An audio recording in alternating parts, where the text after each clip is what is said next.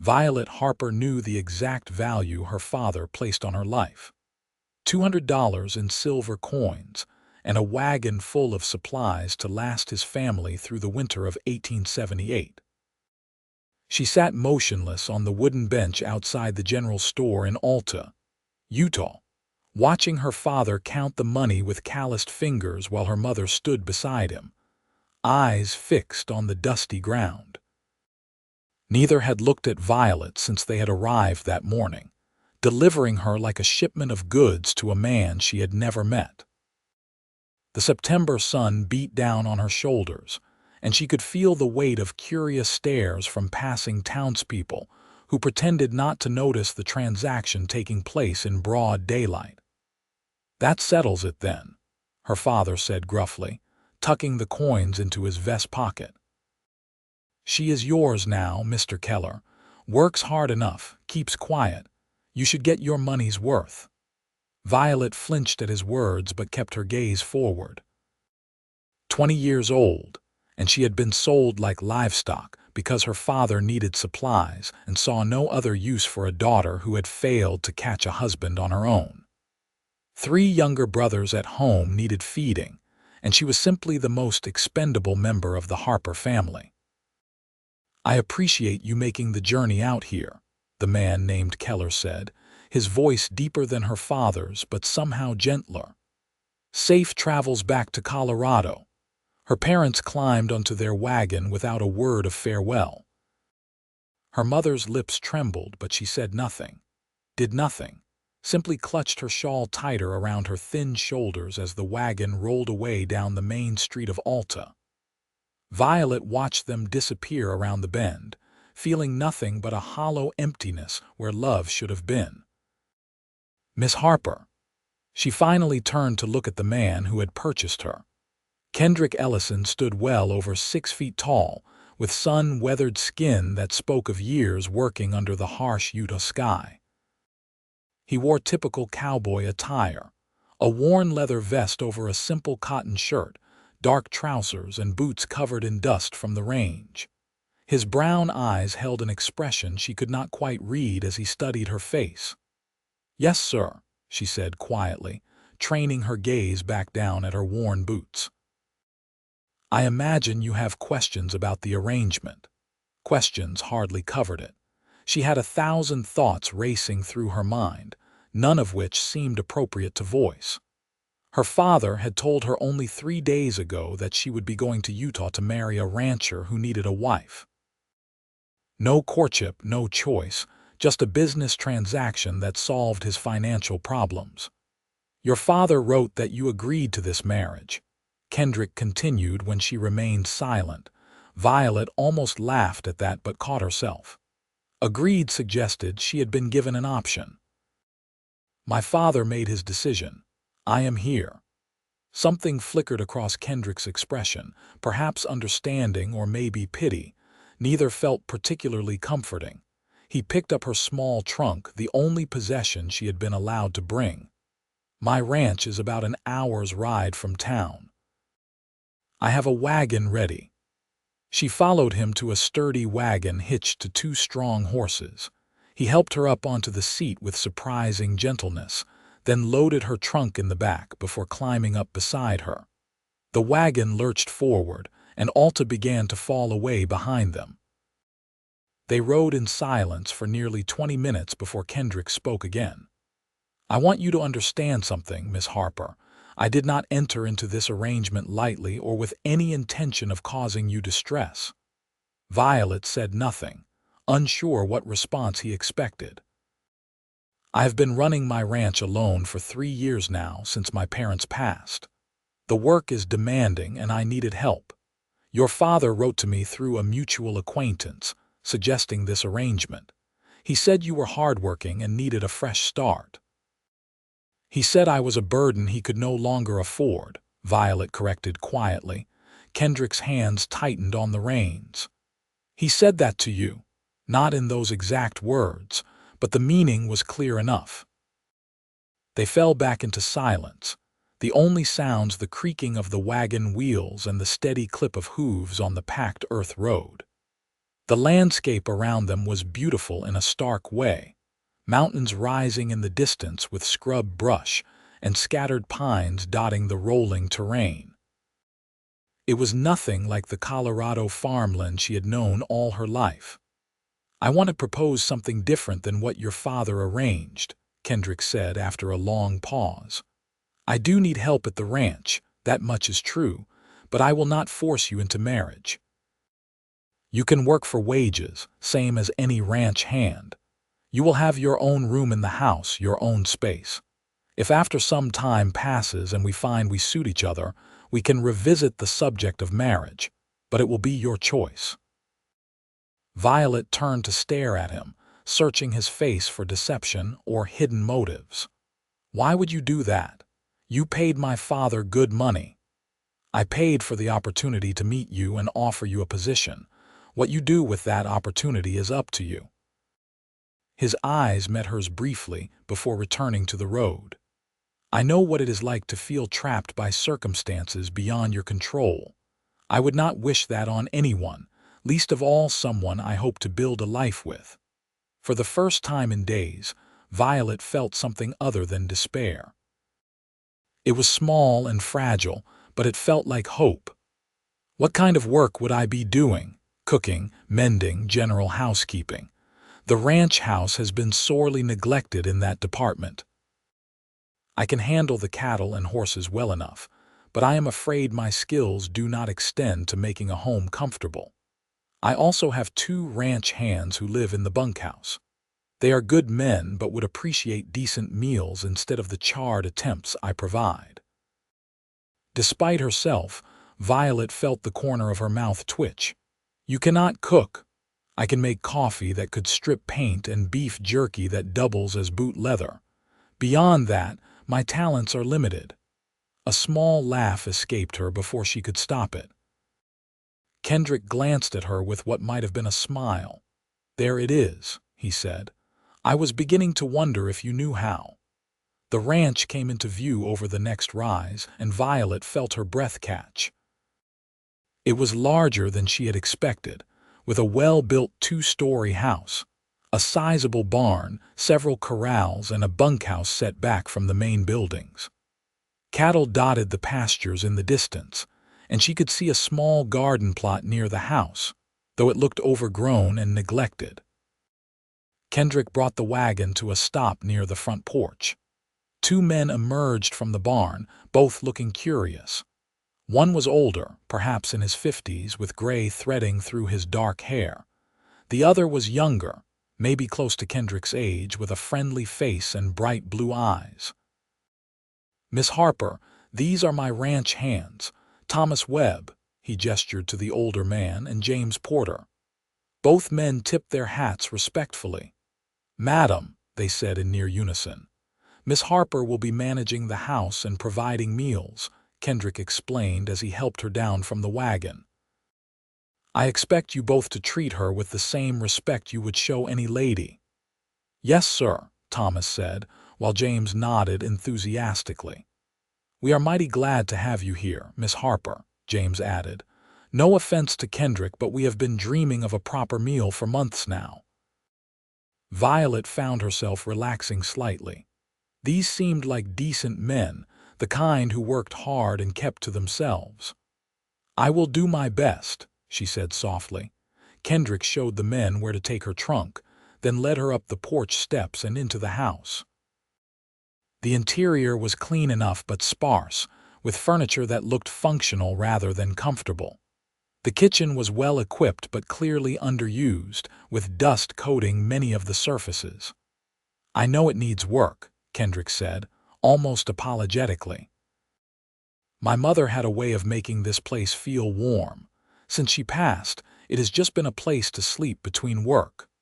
Violet walked through the kitchen, running her finger along the counter and examining the cast iron stove. Everything was good quality but neglected. "It has good bones. It just needs attention. Your room is upstairs, second door on the right. Take whatever time you need to settle in.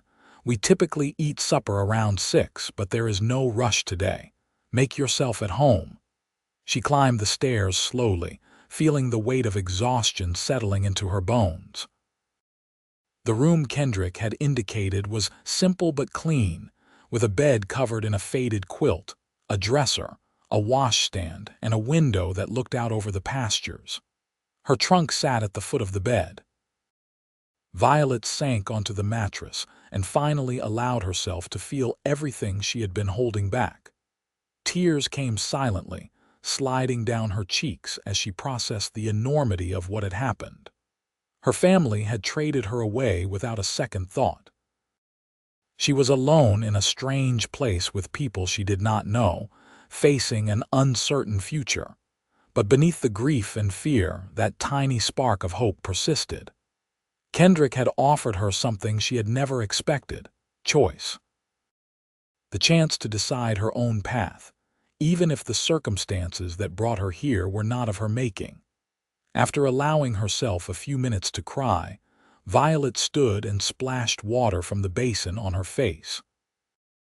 She unpacked her few belongings, hanging her 2 spare dresses in the wardrobe and arranging her mother's hairbrush, the only item of any sentimental value she owned, on the dresser. Then she changed into her work dress and headed back downstairs. The kitchen needed a thorough cleaning before she could even think about cooking. Violet tied on an apron she found hanging on a hook and set to work, scrubbing surfaces, organizing supplies, and taking stock of what ingredients were available. She found a good supply of flour, cornmeal, dried beans, salt pork, and various preserves. The root cellar yielded potatoes, onions, and carrots. She was elbow-deep in bread dough when Kendrick appeared in the doorway.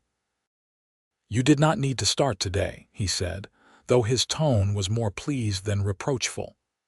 "Idle hands do not suit me," Violet replied, kneading the dough with practiced motions. "Besides, I might as well learn where everything is." He leaned against the door frame, watching her work.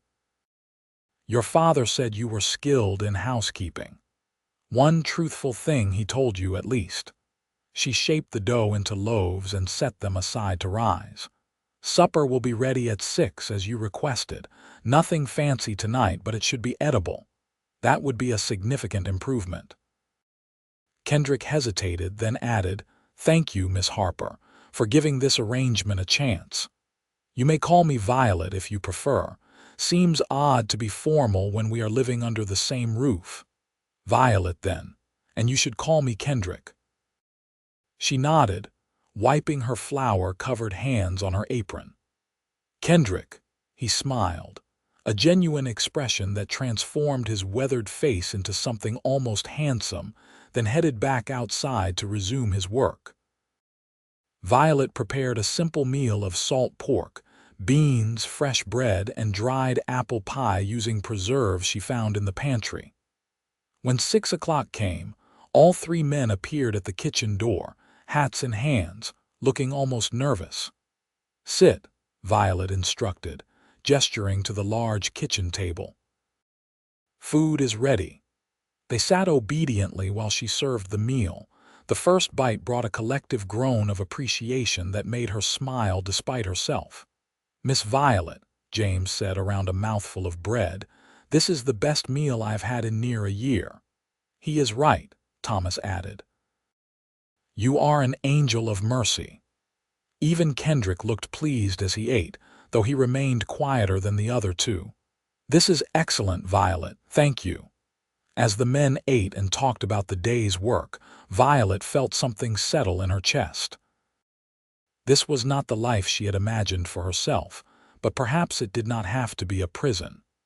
These men treated her with respect, valued her contributions, and gave her space to breathe. It was more than her own family had ever offered. Over the following weeks, Violet fell into a routine. She woke early to prepare breakfast, spent her days cleaning and maintaining the house, tended the garden she had begun to rehabilitate, and cooked hearty meals for the ranch hands.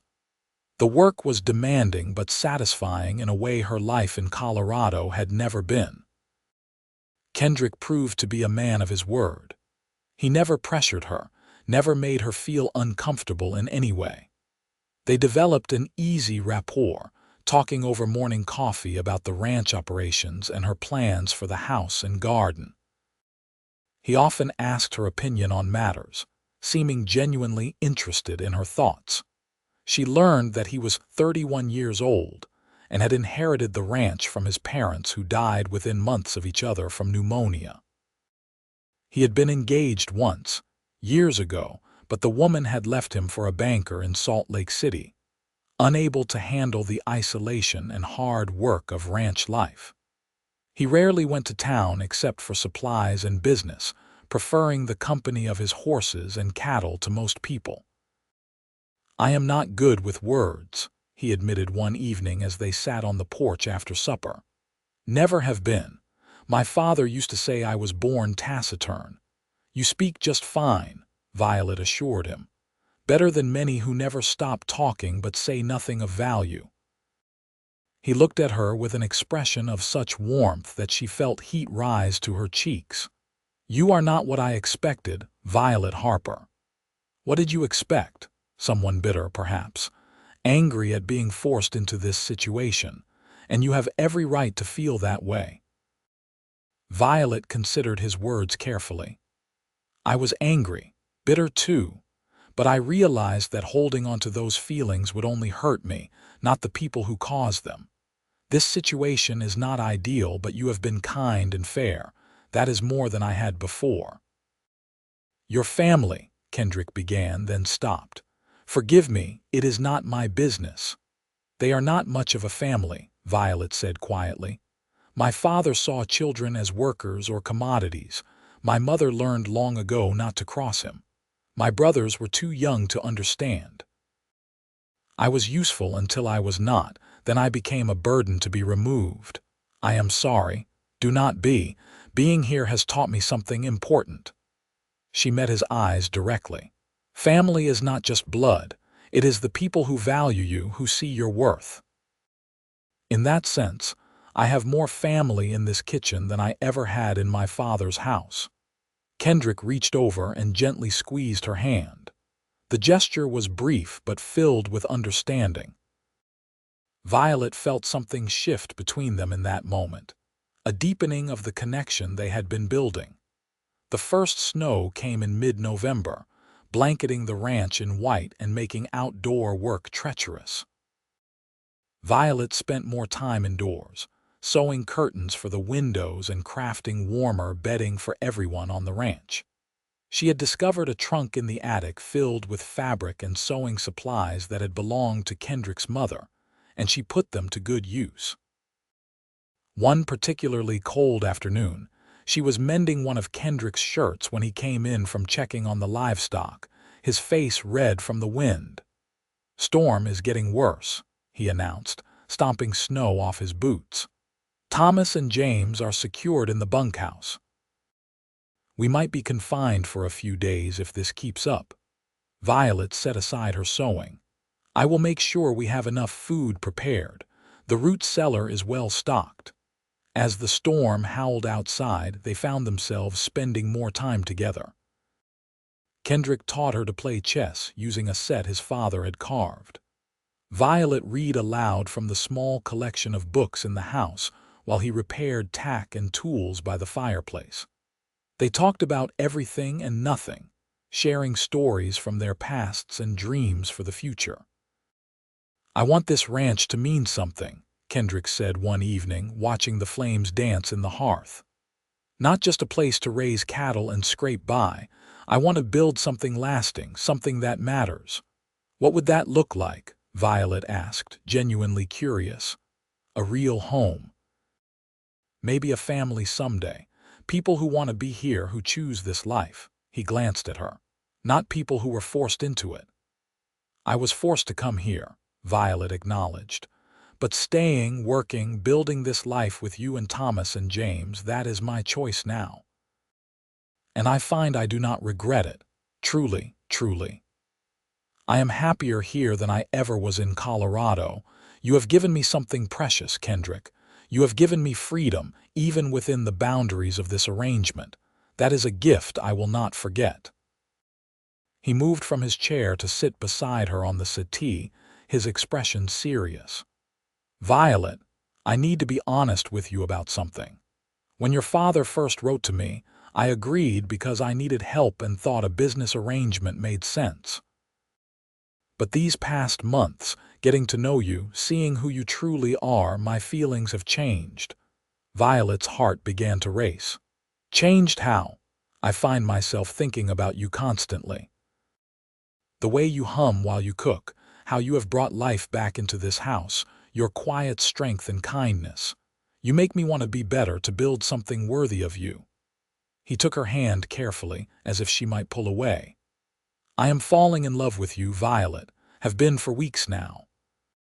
And I needed you to know, even if you do not feel the same." She looked down at their joined hands, his rough and scarred from years of hard work, her smaller but equally work-worn. "I was so afraid," she whispered. "When my father told me I was being sent here, I thought my life was over.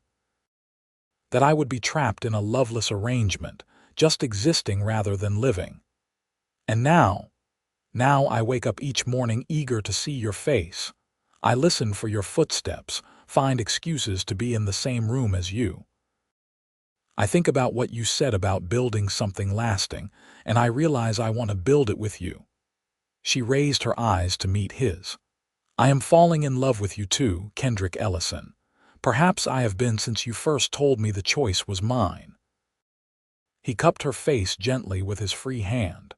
"May I kiss you?" "Yes." His lips met hers softly, tentatively, as if she were something precious that might break. Violet leaned into the kiss, into him, feeling years of loneliness and pain begin to melt away. When they finally pulled apart, both were smiling. "I would very much like to marry you, Violet Harper," Kendrick said. "Not because of some arrangement or business transaction, but because I love you and want to spend my life with you. But only if that is what you want too." "It is what I want," she confirmed, joy bubbling up inside her. "More than anything." They were married in Alta 2 weeks later, once the snow had cleared enough for travel. Thomas and James served as witnesses, both men grinning throughout the simple ceremony performed by the local minister. Violet wore a dress she had made from fabric found in Mrs. Ellison's trunk, a deep blue that brought out her eyes. Kendrick wore his best suit, pressed and cleaned for the occasion. The ceremony was brief but meaningful, every word carrying weight. When Kendrick placed his mother's wedding ring on Violet's finger, she felt tears of happiness slip down her cheeks. This was real. This was love, freely given and returned. "I promise to honor you," Kendrick said, his voice thick with emotion. "To support you, to value your voice, to build a life with you as equal partners. You will never again be treated as anything less than the precious person you are." "I promise to stand beside you," Violet responded. "To work with you toward our shared dreams, to bring warmth and love into our home, to choose you every day for the rest of my life." The ride back to the ranch felt different somehow, charged with new promise. When they arrived, Thomas and James had decorated the porch with pine boughs and ribbon, a simple but touching gesture that made Violet laugh with delight. "Welcome home, Mrs. Ellison," Kendrick said, sweeping her into his arms to carry her over the threshold despite her protests. That night, their wedding night, was tender and sweet. Kendrick was patient and gentle, making sure Violet felt safe and cherished. They explored this new dimension of their relationship slowly, learning each other with wonder and care. Afterward, lying in his arms in the bed that was now theirs, Violet felt complete in a way she never had before. "Thank you," she whispered into the darkness. "For what?" Kendrick murmured sleepily, his hand stroking her hair. "For seeing me, for valuing me. For showing me what family should truly be." "You showed me that too," he replied. "I was just going through the motions before you came. Now every day has purpose and joy." The winter passed in a blur of happiness. Violet transformed the house into a true home, warm and welcoming. She became close with Thomas and James, who had indeed become like family. Thomas often shared stories of his daughters who lived back east, while James taught her to play the harmonica during evening gatherings. Spring brought new challenges and opportunities. Violet worked alongside Kendrick during calving season, proving herself capable and willing to do whatever was needed. She developed a particular skill with difficult births, her small hands and calm demeanor perfect for helping struggling mothers. "You never cease to amaze me," Kendrick said one morning after she had successfully delivered twin calves from a heifer everyone thought they might lose. "Is there anything you cannot do?" "I cannot lasso worth a damn," Violet replied with a grin, using language she would have been scolded for in her father's house. Kendrick laughed, a sound that had become increasingly common. "Give me time. I will teach you." True to his word, he spent many afternoons teaching her basic ranch skills. Violet proved surprisingly adept at riding, developing a bond with a gentle mare named Daisy. She learned to shoot well enough to defend against predators, though she preferred the work of caring for the animals over hunting. By summer, the ranch was thriving. The cattle were healthy and multiplying, the garden was producing abundantly, and they had hired 2 additional hands to help with the expanding operation. Kendrick consulted Violet on all major decisions, valuing her perspective and business sense. One evening in July, as they sat on the porch watching the sunset paint the mountains purple and gold, Violet shared news she had been holding close all day. "Kendrick, there is something I need to tell you." He turned to her, immediately attentive. "What is it? Are you all right?" "I am fine." "Better than fine." She took his hand and placed it on her still flat stomach. "We are going to have a baby, in late winter, I believe." The expression on his face was worth everything. Joy, wonder, and a touch of fear all flickered across his features before settling into pure happiness. "Truly. We are going to be parents, truly." He gathered her into his arms, holding her as if she were the most precious thing in the world. "I love you so much, Violet. You have given me everything I never dared to hope for." "We have given each other everything," she corrected. "This baby is the result of the love we chose, the family we built together." The pregnancy progressed smoothly. Kendrick became almost comically protective, trying to prevent Violet from doing any heavy work. She tolerated his concern with good humor, but continued to manage the household and help where she could, knowing that keeping active was good for both her and the baby. Thomas and James were thrilled at the news, immediately beginning to carve toys and build a cradle for the coming child. Their excitement and support reminded Violet once again how much her definition of family had expanded. As her belly grew, Violet found herself thinking about her own family less and less. She had written to her mother once after the wedding, a brief letter explaining that she was married and settling in well. The response had been equally brief, a few lines acknowledging the information but expressing little emotion. Violet had not written again, realizing that some relationships were better left in the past. The baby came during a fierce snowstorm in February 1880, arriving almost a month earlier than expected. Kendrick rode through blinding snow to fetch the midwife from Alta, while Thomas and James stayed with Violet, trying to keep her calm and comfortable. The labor was long and difficult. Violet understood then what the cows went through, feeling sympathy even through her own pain. When Kendrick returned with Mrs. Patterson, the midwife, she was already deep into contractions that seemed to split her apart. "You are doing well, dear," Mrs. Patterson encouraged. "First babies take their time, but everything looks good." Kendrick stayed by her side the entire time, letting her crush his hand during contractions and wiping her forehead with cool cloths. His presence steadied her, reminded her she was not alone in this. Finally, after nearly 18 hours, their son came into the world with a lusty cry that made everyone laugh with relief.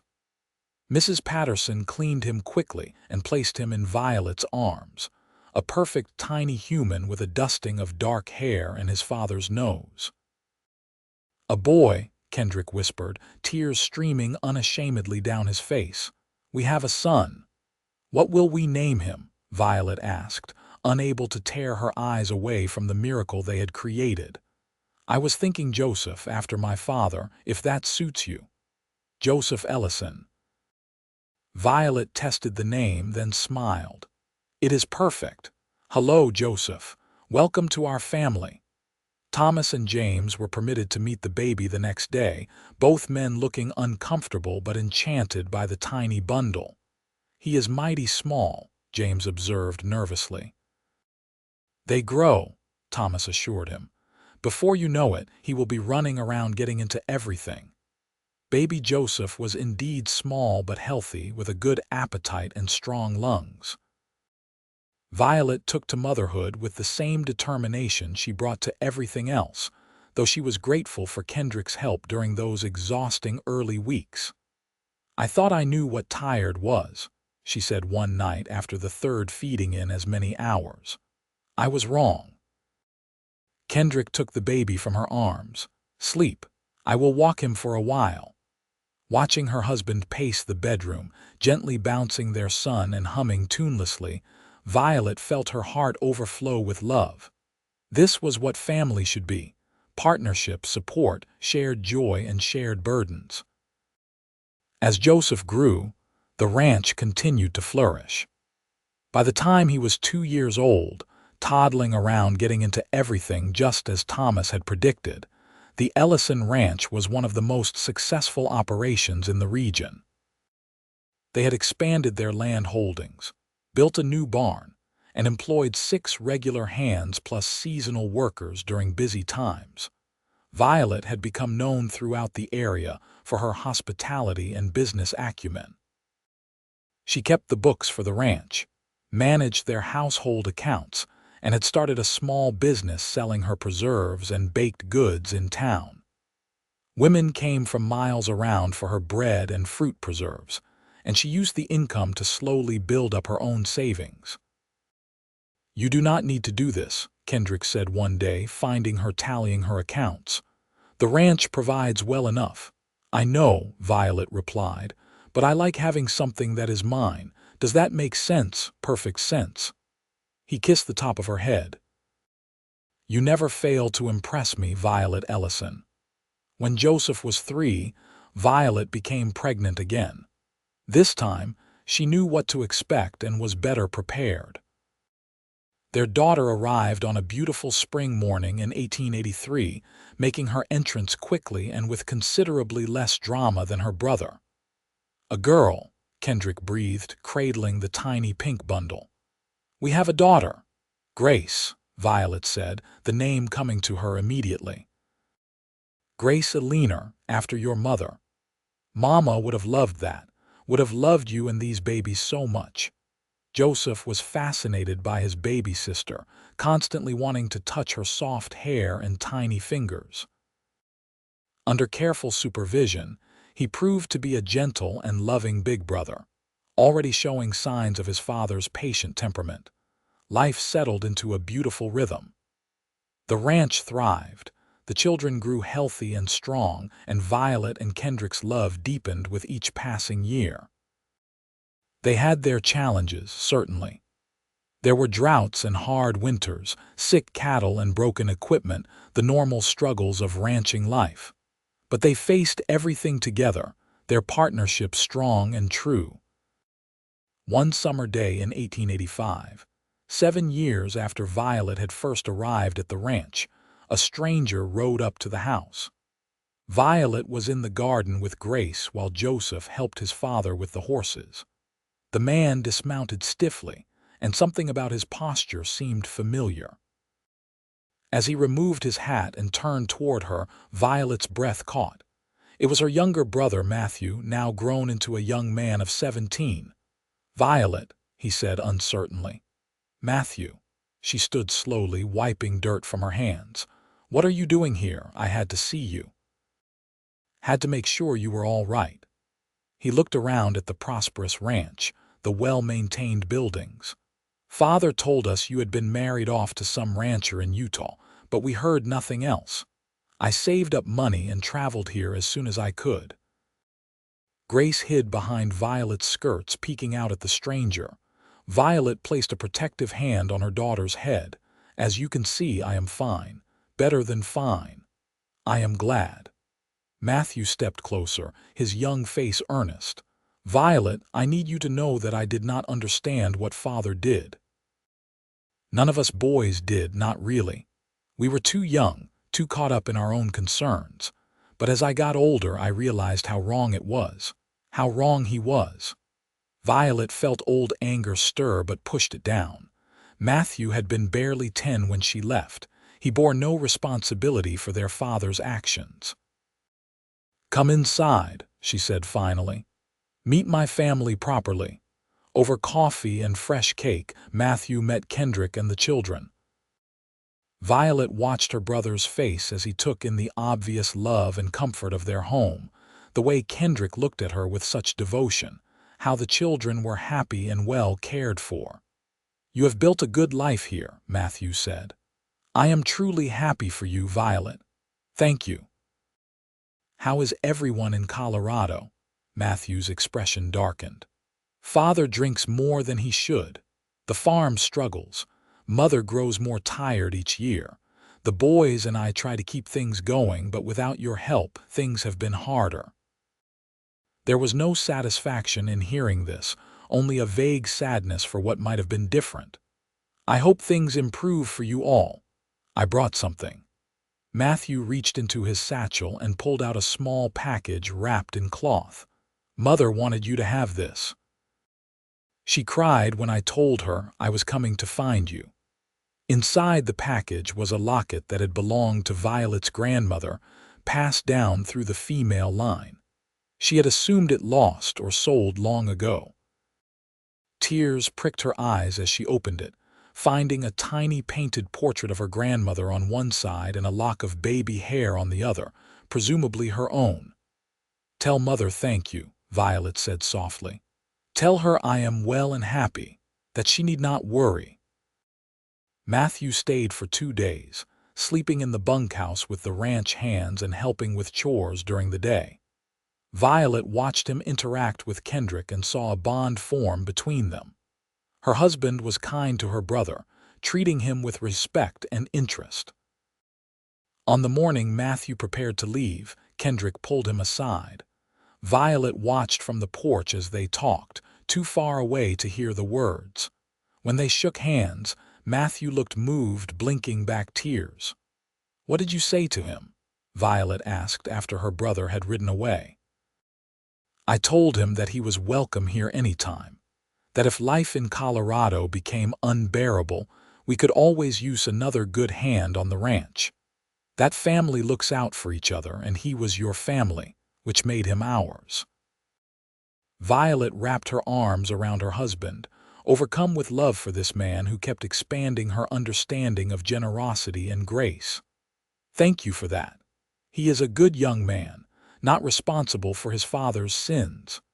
Kendrick held her close. "Besides, you deserve to have connections with your blood family if you wish them, as long as they treat you with the respect you deserve." Matthew wrote regularly after that, letters full of news about the farm and their brothers. Violet wrote back, sharing stories of the children and ranch life. Their mother added short notes occasionally, brief but affectionate in their own way. Her father never wrote, and Violet found she did not care. Some wounds were too deep to heal, and some relationships not worth salvaging. The years continued to roll by, marked by small joys and occasional sorrows. Thomas passed away peacefully in his sleep in 1887. having lived to see Joseph turn 7 and Grace 4. They buried him on a hill overlooking the ranch he had loved, the entire community turning out to honor a man who had been friend and family to so many.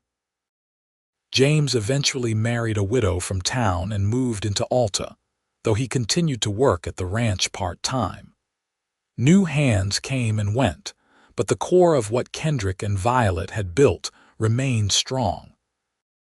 By 1890, Joseph was 10 years old and already showing promise as a rancher, with his father's patience and his mother's quick mind. Grace at 7 was a whirlwind of energy and curiosity, equally comfortable helping in the kitchen or riding the range. Violet sometimes looked at them and marveled that these beautiful, confident children were hers. You ever think about how different life might have been? She asked Kendrick one evening as they sat on their porch, a ritual they had maintained throughout their marriage. Different how? If my father had not sold me, if you had not agreed to the arrangement, if we had never met. Kendrick pulled her closer, his arm around her shoulders. I try not to. The thought of a life without you and the children is too bleak to contemplate. Sometimes I feel guilty, Violet admitted. My life is so happy, so full of love, while my mother and brothers still struggle in Colorado. My happiness came from their desperation. Your happiness came from your strength, your courage, your willingness to make the best of a terrible situation. You could have been bitter and angry. Instead, you chose to build something beautiful. That is all you, Violet, not circumstances, not luck. You. She leaned her head against his shoulder, breathing in the familiar scent of him, leather and sage and home. We built it together. Yes, we did, and I would not change a single moment. In 1891, Matthew finally took Kendrick up on his offer and moved to Utah. At 23, he was tired of fighting his father's drinking and poor decisions. He proved to be an excellent ranch hand and eventually Kendrick's right-hand man, managing much of the daily operations as the ranch continued to grow. Violet loved having her brother nearby, watching him flourish under Kendrick's mentorship. Matthew eventually married a schoolteacher from Alta named Sarah, and they built a small house on the edge of the ranch property. When they had children, Joseph and Grace gained cousins to play with, extending the family even further. The ranch that Kendrick had once run alone with 2 hired hands became a thriving operation employing over 20 people during peak seasons. They had diversified beyond cattle, raising horses that were sought after throughout Utah and the surrounding territories. Violet's preserve business had expanded into a small storefront in Alta, run by a manager but still bearing her recipes and seal of approval. We have done well, Kendrick said one evening in 1895, 17 years after Violet had first arrived at the ranch. They were hosting a large gathering to celebrate Joseph's 15th birthday, with friends and neighbors filling their home with laughter and music. We have done better than well, Violet corrected, watching Joseph dance with a girl from a neighboring ranch while Grace played tag with a group of younger children. We have built exactly what we dreamed of, a home full of love and laughter, a thriving business, a family that chose to be together. Speaking of family, Kendrick said with a knowing smile, I noticed you have been tired lately, and unless I am mistaken, your monthly courses are late. Violet's hand went instinctively to her stomach. At 37, she had thought her childbearing years were likely over, but her body was showing familiar signs. I was going to wait to be certain before saying anything. Another baby. Kendrick's eyes shone with joy. After all these years. Are you pleased? I know we did not plan for this. Pleased does not begin to cover it. He pulled her into his arms, heedless of their guests. Every moment with you is a gift, Violet. Every child a blessing. If we are fortunate enough to have another, I will thank God every day. Their third child, a son they named Thomas after their dear friend, arrived in early 1896. Joseph and Grace doted on their baby brother, and Violet found herself amazed at how different parenting felt with older children to help. The house was chaotic but full of love, exactly as it should be. Matthew and Sarah had 3 children by then, and James and his wife had 2. Sunday dinners at the main ranch house became a tradition, with sometimes 15 or 20 people gathered around the extended table Kendrick had built to accommodate their growing family. "This is what I always wanted," Violet said one such Sunday, looking around at the faces of people she loved. Not just a family, but a community. People who support each other, who celebrate together and mourn together. "You created this," Sarah said, reaching over to squeeze her hand. "You set the tone, showed us all what family should be." As the years advanced, Violet and Kendrick grew older but no less devoted. They watched Joseph fall in love and marry, bringing home a smart, capable woman named Rebecca who reminded Violet of herself. Grace proved to have a gift for horses and became one of the most respected trainers in the region, defying expectations of what women could do. Young Thomas showed signs of being a natural storyteller, always spinning tales that captivated his nieces and nephews. In 1905, Violet received word that her father had passed. She felt surprisingly little at the news, as if learning about a stranger's death. She did travel to Colorado for the funeral, taking Kendrick with her. Her mother was old before her time, worn down by years of hardship.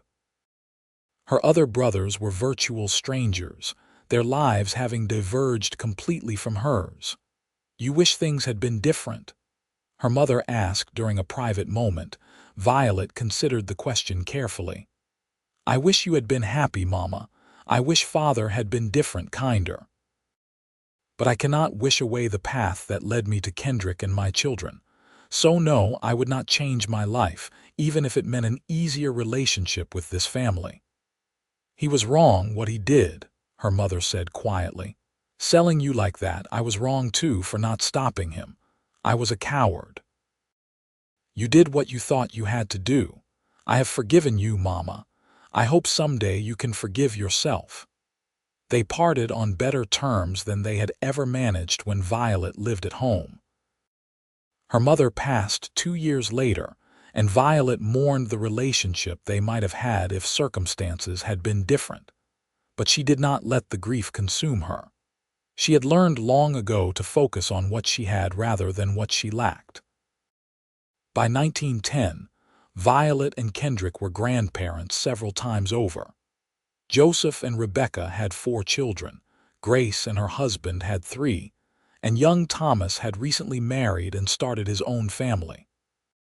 The ranch had become a true legacy, spanning thousands of acres and representing decades of hard work and dedication. On their 30th wedding anniversary, Kendrick surprised Violet with a trip to Salt Lake City, their first real vacation in years. They stayed in a nice hotel, ate in restaurants, and walked through the city like young sweethearts. 30 years, Violet marveled as they stood on the balcony of their hotel room, looking out over the city lights. "It seems impossible that much time has passed." "Best 30 years of my life," Kendrick said, pulling her close.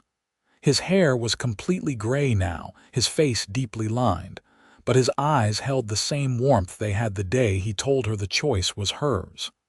"Mine too. Even with all the challenges, the losses, the hard times, I would not trade a single day. I love you, Violet Ellison, more today than the day we married, and I will love you more tomorrow than today. I love you too, Kendrick. Thank you for giving me the family I always deserved. For showing me what love really looks like." They returned to the ranch refreshed and ready to face whatever came next. The years continued to bring changes, both joyful and sorrowful. They lost friends and gained new ones. They watched their grandchildren grow and begin to have children of their own. The ranch evolved with the times, incorporating new techniques and technologies while maintaining the core values Kendrick and Violet had established. In 1920, Violet turned 62 and Kendrick 73. Their health was generally good, though age had slowed them both. They had handed over most of the ranch operations to Joseph and Matthew, content to offer advice when asked and spend time with their ever-expanding family. One warm summer evening, they sat on their porch as they had done thousands of times before. The sun was setting in a blaze of gold and crimson, painting the mountains in shades of purple. Their great-grandchildren played in the yard while adult voices drifted from the house where several family members had gathered for dinner. "You remember the day we met?" Kendrick asked, taking her hand in his.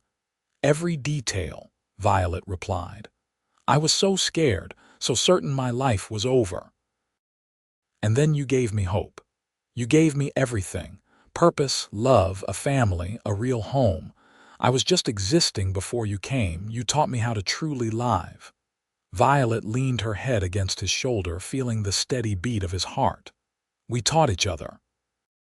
Built this life together, one choice at a time. The best choice I ever made was riding to Alta that day to meet you. The second best was giving you the freedom to choose for yourself. And my best choice was choosing you. Every single day I chose you. I choose you still." They sat in comfortable silence, watching the sun disappear behind the mountains. The sounds of their family, the family they had built together through love and commitment and countless small acts of devotion, created a symphony of belonging. Violet thought back to that frightened girl on the bench in Alta, sold by her father and certain she had no value. If she could speak to that girl now, she would tell her that the darkest moments sometimes led to the brightest futures. That family was not about blood but about choice and love. That her worth had never been in question, only waiting for the right person to recognize it. Kendrick had been that person. And together, they had created something extraordinary from what began as a transaction. They had proven that love could grow in the most unexpected places, that happy endings were possible even after the darkest beginnings. As the stars began to appear in the darkening sky, Violet squeezed her husband's hand, feeling the familiar calluses and strength. 42 years since that September day when her life had changed forever. 42 years of building, growing, loving, and being loved in return.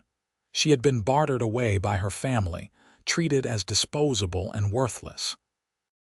But Kendrick Ellison had given her something infinitely precious, the chance to create the family she always deserved. And she had seized that chance with both hands, crafting a life rich with love, purpose, and belonging. Their story was proof that sometimes the worst moments led to the greatest blessings, that from pain and rejection could grow something beautiful and lasting. That love freely chosen was the strongest force in the world. And as the night settled around them, surrounded by the evidence of the life they had built together, Violet Harper Ellison knew she was exactly where she was meant to be, with exactly the family she deserved, living exactly the life she had chosen, one day at a time, for 42 beautiful years.